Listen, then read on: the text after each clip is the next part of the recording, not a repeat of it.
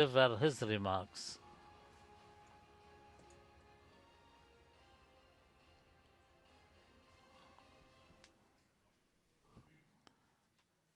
Bismillah ar-Rahman ar-Rahim. Your Excellency Sheikh Hamad bin Samir al-Thani, Excellencies, distinguished colleagues, ladies and gentlemen, Assalamu alaikum wa rahmatullahi wa barakatuh. It's a privilege to address you at this distinguished forum and discuss the profound question of our region, Palestine. Let me begin with the fact that the region has learned through decades of painful experience and that the world is learning again at a terrible human cost. Palestine is not one issue among many. Palestine is the defining question of justice in West Asia and beyond. It is the strategic and moral compass of our region. It is a test of whether international law has meaning, whether human rights have universal value, and whether global institutions exist to protect the weak or merely to rationalize the power of the strong. For generations, the Palestinian crisis was understood primarily as the consequence of an illegal occupation and the denial of an inalienable right, the right of a people to self-determination. But today, we must recognize that the crisis has moved far beyond the parameters of occupation alone. What we are witnessing in Gaza is not merely war. It is not a conflict between equal parties.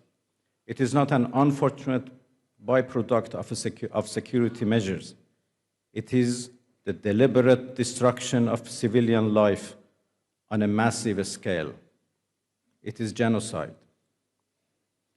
The human cost of Israel's atrocities in Gaza has wounded the conscience of humanity. It has torn open the heart of the Muslim world, and it has also shaken millions beyond it, Christians, Jews, and people of all faiths, who still believe that the life of a child is not a bargaining chip, that starvation is not a weapon, that hospitals are not battlefields, and that the killing of families is not self-defense. Palestine today is not simply a tragedy. It is a mirror held up to the world. It reflects not only the suffering of Palestinians, but also the moral failure of those who had the power to stop this catastrophe and choose instead to justify it, enable it, or normalize it. But Palestine and Gaza is not only a humanitarian crisis. It has become the platform for something larger and more dangerous, an expansionist project pursued under the banner of security. The project has three consequences, each of them profound, each of them alarming. The first consequence is global. The Israeli regime's conduct in Palestine and the impunity granted to it have deeply damaged the international legal order. We must say this clearly. The world is moving toward a condition where international law no longer is respected and governs international relations. What is perhaps most dangerous is the precedent being established that if a state has sufficient political cover and protection, it may bomb civilians, besiege populations, target infrastructures, assassinate individuals across borders, and still demand to be regarded as lawful. This is not merely a Palestinian problem, it is a global problem. We are witnessing not only the tragedy of Palestine, but the transformation of the world into a place where the law is replaced by force. The second consequence is regional. Israel's expansionist project has had a direct and destabilizing impact on the security of all countries in the region. The Israeli regime now openly violates borders. It breaches sovereignties. It assassinates official dignitaries. It conducts terrorist operations. It expands its reach in multiple theaters. And it does so not discreetly, but with a sense of entitlement, because it has learned that international accountability will not come. Let us be candid. If the Gaza issue is settled through destruction and forced displacement, if that becomes the model, then the West Bank will be the next. Annexation will become policy. This is the essence of what has long been called the Greater Israel. The question, therefore, is not whether Israel's actions threaten Palestinians alone. The question is whether the region will accept a future in which borders are temporary, sovereignty is conditional, and security is determined not by law or diplomacy, but by the ambitions of a militarized occupier. The third consequence is structural, and perhaps the most dangerous. Israel's expansionist project requires that neighboring countries be weakened, militarily, technologically, economically, and socially, so that the Israeli regime permanently enjoys the upper hand. Under this project, Israel is free to expand its military arsenal without limits, including weapons of mass destruction that remain outside any inspection regime. Yet, other countries are demanded to disarm.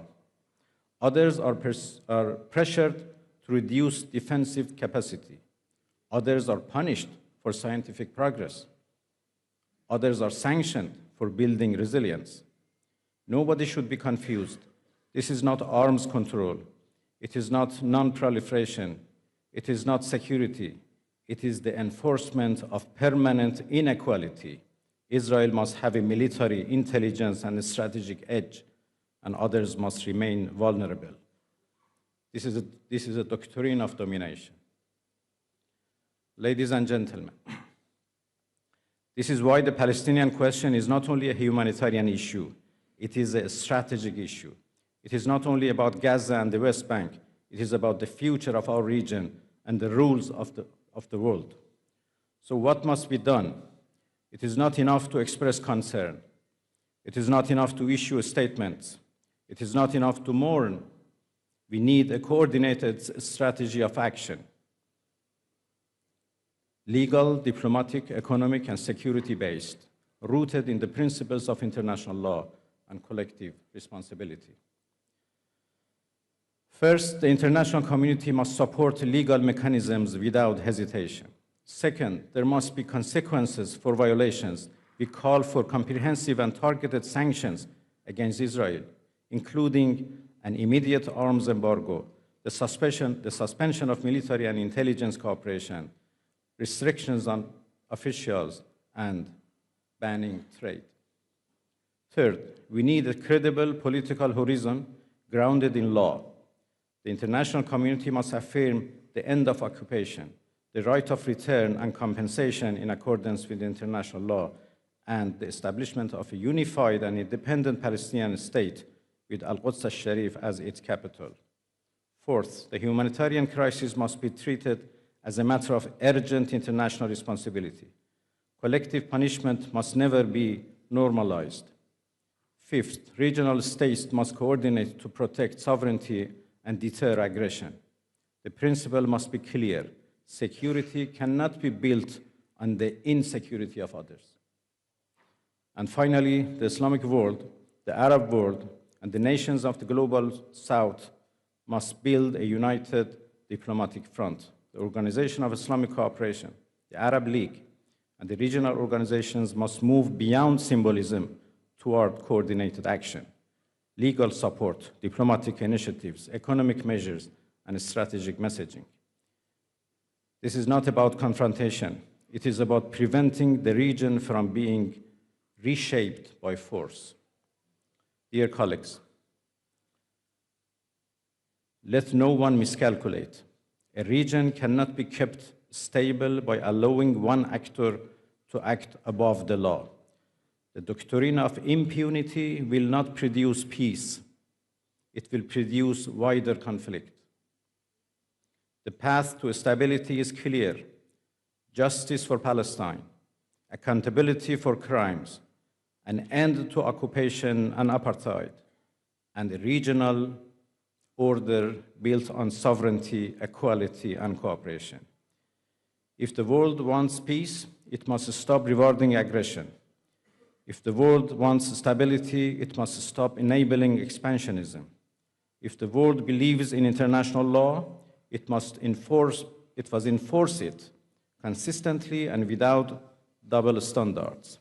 And if the nations of this region seek a future free from perpetual war, they must recognize this fundamental truth: Palestine is not merely a cause for solidarity, it is the indispensable cornerstone of regional security. Thank you so much for your attention.